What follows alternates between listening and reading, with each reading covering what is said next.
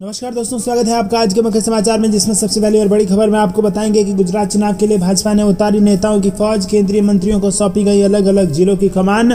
दूसरी बड़ी खबर में जिक्र होगा कि गुजरात हिमाचल में चुनावी हलचल तेज, दिवाली से पहले हो सकता है तारीखों का ऐलान।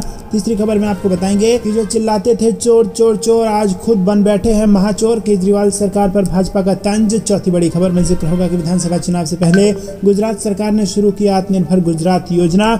और पांचवी बड़ी खबर में आपको बताएंगे कि बारामूला रैली में उमड़ा जनसैलाब, हर हर मोदी और अमित शाह जिंदाबाद के लगते रहे नारे। दोस्तों, हर एक खबर की गहराई में आपको ले जाएंगे, लेकिन उससे पहले अगर आपको भी पीएम मोदी पर पूरा भरोसा है तो वीडियो को लाइक कीजिए और चैनल को सब्सक्राइब कीजिए। रुक करते हैं सबसे पहली और बड़ी खबर की तरफ। गुजरात चुनाव के लिए बीजेपी ने उतारी नेताओं की फौज, केंद्रीय मंत्रियों को सौंपी गई अलग अलग जिलों की कमान। जी हां दोस्तों, गुजरात चुनाव को लेकर भाजपा ने अपनी पूरी कमर कस ली है।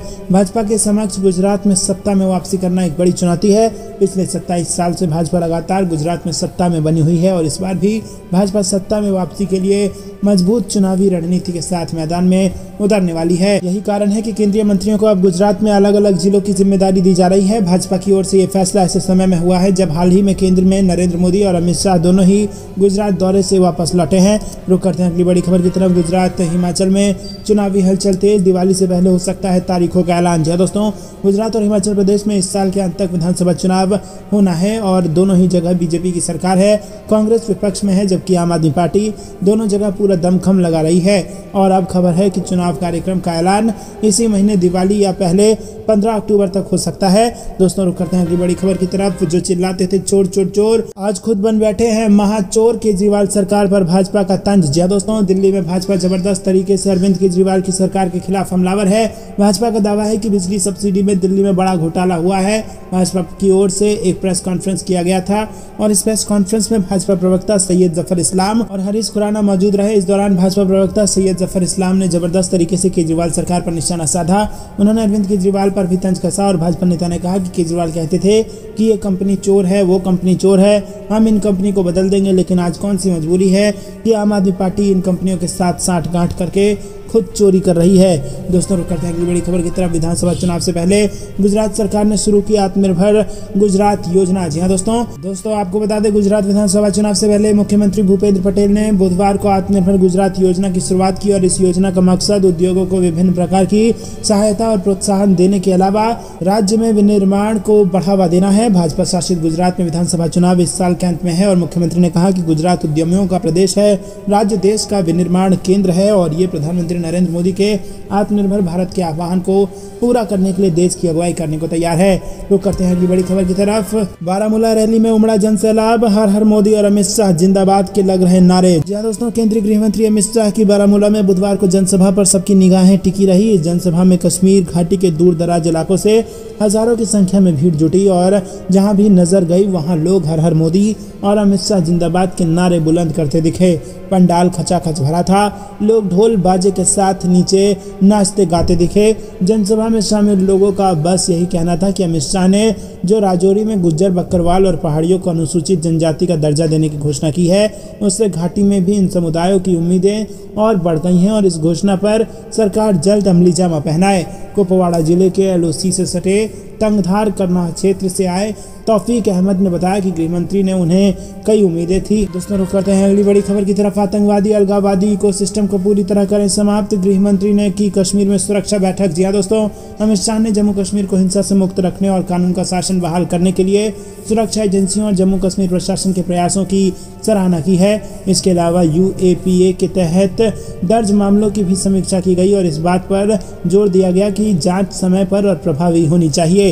रुक करते हैं अगली बड़ी खबर की तरफ। जम्मू में दिखेगा सेना में अग्निवीर बनने के लिए युवाओं में जोश, पहले दिन सांबा के युवाओं को मिलेगा मौका। जी हां दोस्तों, कश्मीर लद्दाख के युवाओं के बाद अब शुक्रवार से जम्मू संभाग के युवा भारतीय सेना में अग्निवीर बनकर देश के दुश्मनों से लोहा लेने के लिए जोश दिखाएंगे। जम्मू संभाग के 10 जिलों के युवाओं के लिए 7 अक्टूबर से जम्मू शहर में सुजवा मिलिट्री स्टेशन के जोरावर स्टेडियम में शुरू हो सेना की भर्ती 22 अक्टूबर तक चलेगी और शुक्रवार को भर्ती रैली के पहले दिन सांबा जिला के युवाओं को अग्निवीर बनने के लिए मौके मिलेंगे। दोस्तों, रुक करते हैं अगली बड़ी खबर की तरफ। नए आईएएस ऑफिसर से बोले पीएम मोदी, देश के विकास के लिए अपनाएं आउट ऑफ द बॉक्स सोच। जी हाँ दोस्तों, प्रधानमंत्री नरेंद्र मोदी ने गुरुवार को 2020 बैच के नए आईएएस अधिकारियों के साथ बातचीत की और दिल्ली के सुषमा स्वराज भवन में आईएएस अधिकारियों का असिस्टेंट सेक्रेटरी प्रोग्राम 2022 खत्म होने के मौके पर पीएम ने उन्हें आउट ऑफ द बॉक्स सोच का महत्व भी समझाया। दोस्तों रुक करते हैं अगली बड़ी खबर की तरफ। चंबा में 14 अक्टूबर को बन रहा दौरा, पीएम मोदी से मंजूरी मिलने का इंतजार। जी हाँ दोस्तों, प्रधानमंत्री फिर आ सकते हैं हिमाचल। आपको बता दें कि प्रधानमंत्री नरेंद्र मोदी एक बार फिर से हिमाचल आ सकते हैं। सूत्रों की माने तो सत्तारूढ़ भाजपा की सरकार 14 अक्टूबर को प्रधानमंत्री का चंबा दौरा बनाने में जुटी है और प्रधानमंत्री कार्यालय दिल्ली से हरी झंडी मिले तो एस्पिरेशनल डिस्ट्रिक्ट चंबा में प्रधानमंत्री मोदी जनसभा को संबोधित करेंगे। रुक करते हैं अगली बड़ी खबर की तरफ। महाकाल कॉरिडोर बनकर हुआ तैयार, 11 अक्टूबर को पीएम मोदी करेंगे उद्घाटन। जी हाँ दोस्तों, इस कॉरिडोर की कुल लागत 793 करोड़ रुपए है और महाकाल कॉरिडोर को 2 चरणों में बनाया गया है। महाकाल कॉरिडोर अब पूरी तरह बन कर तैयार हो चुका है और 11 अक्टूबर को पीएम मोदी इसका उद्घाटन करेंगे। रुक करते हैं अगली बड़ी खबर की तरफ। भारत से रूस पर दबाव डालने को कहा गया, हमने ऐसा किया भी, यूक्रेन युद्ध पर बोले एस जयशंकर। जी हाँ दोस्तों, विदेश मंत्री एस जयशंकर ने कहा कि जब यूक्रेन का मुद्दा आता है तो स्वाभाविक है कि अलग अलग देश और क्षेत्र थोड़ी अलग तरीके से प्रतिक्रिया करेंगे। विदेश मंत्री एस जयशंकर ने कहा कि यूक्रेन संकट के समाधान के लिए भारत यथासंभव हर प्रकार की सहूलियत देने को इच्छुक है। उन्होंने बताया कि जब यूक्रेन और रूस के बीच संवेदनशील ज़पोरिज्जिया लड़ाई बढ़ गई थी तब भारत ने मॉस्को पर वहां मौजूद परमाणु संयंत्र की सुरक्षा सुनिश्चित करने के लिए दबाव बनाया था। विदेश मंत्री के तौर पर एस जयशंकर पहली बार न्यूजीलैंड की यात्रा पर हैं और उन्होंने ऑकलैंड बिजनेस चैम्बर के मुख्य कार्यकारी अधिकारी सिमोन ब्रिजेस से लंबी बातचीत की। उन्होंने कहा कि जब यूक्रेन का मुद्दा आता है तो स्वाभाविक है कि अलग अलग देश और क्षेत्र थोड़ी अलग तरीके से प्रतिक्रिया करेंगे।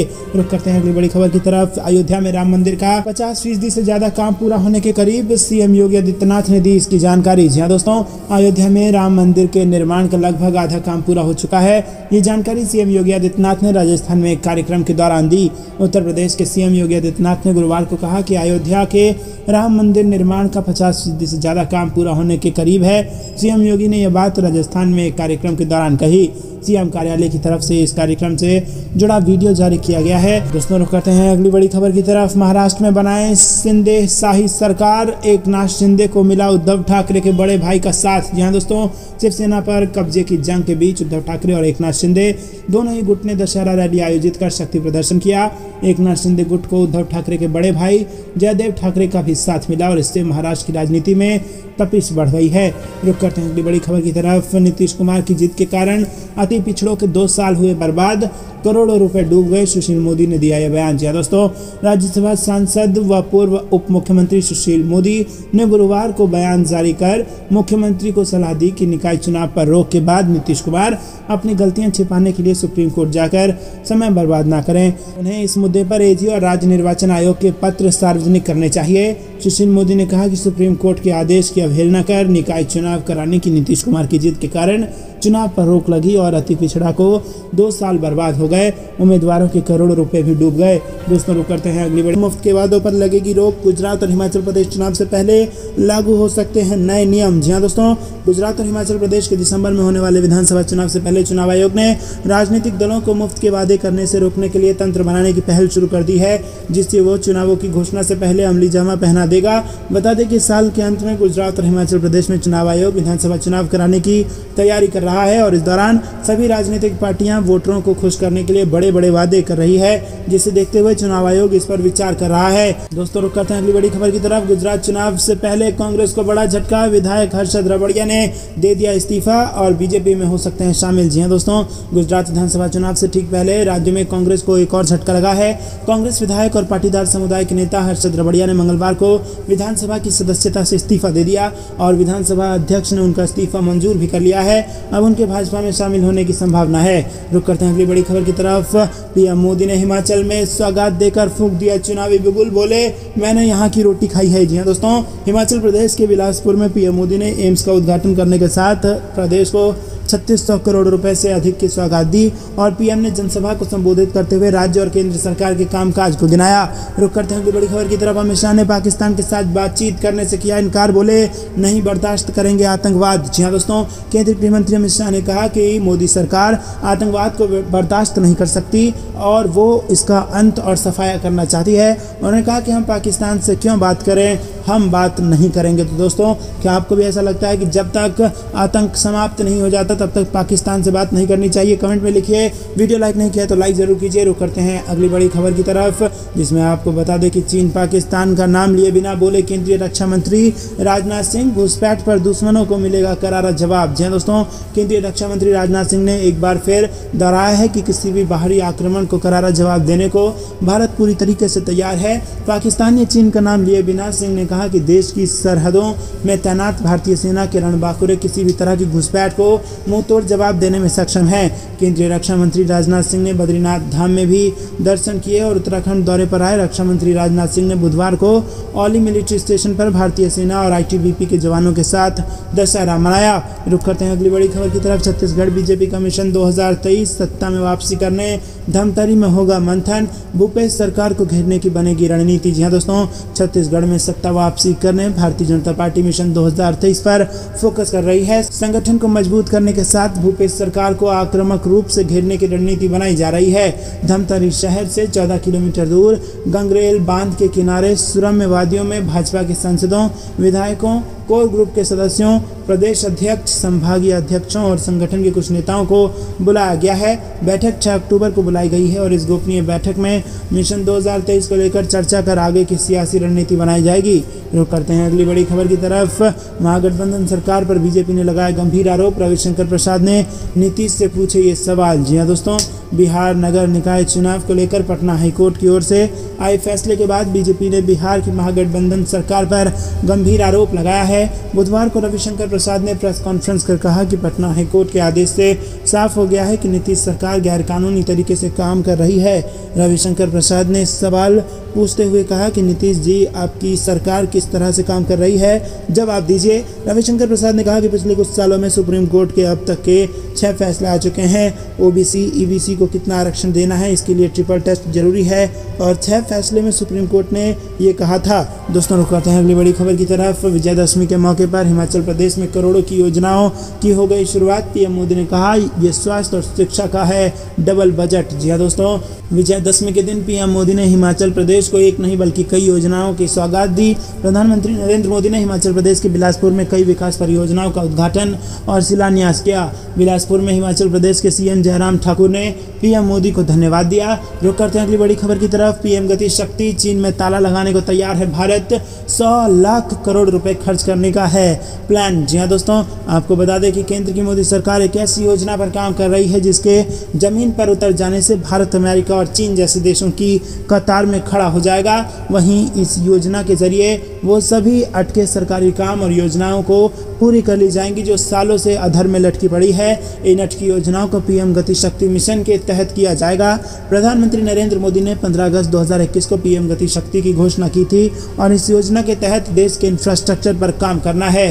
पीएम शक्ति मिशन के बारे में प्रधानमंत्री नरेंद्र मोदी ने कहा था कि ये देश में इंफ्रास्ट्रक्चर की चुनौतियों से निपटने के लिए एक समग्र योजना है।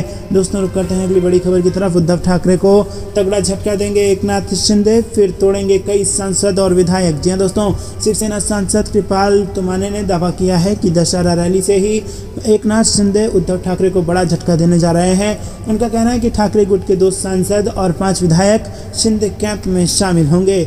दशहरा रैली के लिए शिंदे और उद्धव गुट दोनों ने ही कमर कस ली है और इसी बीच शिवसेना सांसद कृपाल तुमाने ने बड़ा दावा किया। उनका कहना है कि इस रैली में उद्धव गुट के 2 सांसद और 5 विधायक एकनाथ शिंदे के गुट में शामिल हो जाएंगे। बता दें कि शिंदे गुट में 40 विधायक पहले से ही थे, जिसके बलबूते उन्होंने उद्धव ठाकरे को कुर्सी छोड़ने के लिए मजबूर कर दिया था। रुक करते हैं अगली बड़ी खबर की तरफ। कुल्लू में पीएम को देखने के लिए मची होड़, ग्रिल टूटने से बच्ची घायल, मोदी ने पूछा हाल। जी हाँ दोस्तों, बड़ी खबर आ रही है। प्रधानमंत्री नरेंद्र मोदी हिमाचल प्रदेश के दौरे पर थे और कुल्लू दशहरा में देव दर्शन के दौरान मोदी को देखने के लिए लोगों में होड़ मच गई और वो इस दौरान ग्रिल टूटने से एक बच्ची घायल हो गई। पीएम मोदी ने मंच से ही आगे बढ़कर बच्ची का हाल जाना। बच्ची की मां उसके साथ ही थी, वो ठीक है। दोस्तों, रुक करते हैं अगली बड़ी खबर की तरफ। पर समान रूप से लागू होगा जनसंख्या नियंत्रण कानून, दशहरे पर बोले आरएसएस प्रमुख मोहन भागवत। आरएसएस प्रमुख मोहन भागवत ने कहा कि हर कोई चाहता है कि नई शिक्षा नीति छात्रों को अच्छा इंसान बनाने और उनमें देशभक्ति की भावना पैदा करने में मदद करे। ये एक मिथक है कि कैरियर के लिए अंग्रेजी जरूरी है। रुक करते हैं अगली बड़ी खबर की तरफ। खास पोशाक में रथ पर सवार योगी, गोरखपुर में निकली विजय शोभा यात्रा, उमड़ा आस्था का सैलाब। बदलाव। रुक करते हैं अगली बड़ी खबर की तरफ। अजान के लिए अमित शाह ने बीच में रोका भाषण, फिर जनता से इजाजत लेकर दोबारा बोले। बारामूला में शाह को सुनने के लिए लोगों की भीड़ जुटी थी और मंच से खुद गृह मंत्री भी पूरे जोश में संबोधन दे रहे थे, लेकिन इसी बीच उन्हें पता चला कि पास ही मस्जिद में अजान शुरू हो गई है तो वो चुप हो गए। दोस्तों रुक करते हैं अगली बड़ी खबर की तरफ। जम्मू कश्मीर के शोपियां में आतंकियों से मुठभेड़, 4 आतंकियों को कर दिया गया है ढेर। दोस्तों रुक करते हैं अगली बड़ी। गुजरात का दौरा करेंगे प्रधानमंत्री मोदी, मोढेरा से सोलर विलेज की देंगे सौगात। जी हाँ दोस्तों, प्रधानमंत्री नरेंद्र मोदी विधानसभा चुनाव के लिए ऐलान से पहले गुजरात का एक और दौरा करेंगे। पीएम मोदी 9 और 10 अक्टूबर को गुजरात का दौरा करेंगे और वो 2 दिन के दौरे में देलवाड़ा, मोढेरा, बहुचराजी, महसाणा और आनंद में विभिन्न कार्यक्रमों में हिस्सा लेंगे। पीएम मोदी महसाणा में डेयरी पाउडर प्लांट का लोकार्पण करेंगे और इसके बाद जनसभा को संबोधित करेंगे। प्रधानमंत्री मोदी के दौरे को लेकर प्रशासन ने तैयारियां शुरू कर दी हैं और प्रधानमंत्री इस दौरे में राज्य के उत्तर और मध्य के जिले में कार्यक्रम करेंगे। रुक करते हैं अगली बड़ी खबर की तरफ। चुनाव से पहले रेवड़ी कल्चर पर चुनाव आयोग सख्त, कहा खोखले चुनावी वादों के होते हैं दूरगामी प्रभाव। जी हाँ दोस्तों, निर्वाचन आयोग ने राजनीतिक दलों को लिखी अपनी चिट्ठी में सभी वादों को डिटेल में बताने का प्रस्ताव दिया, साथ ही उसके तमाम फायदे और आर्थिक पक्ष का ब्यौरा देने को भी कहा है।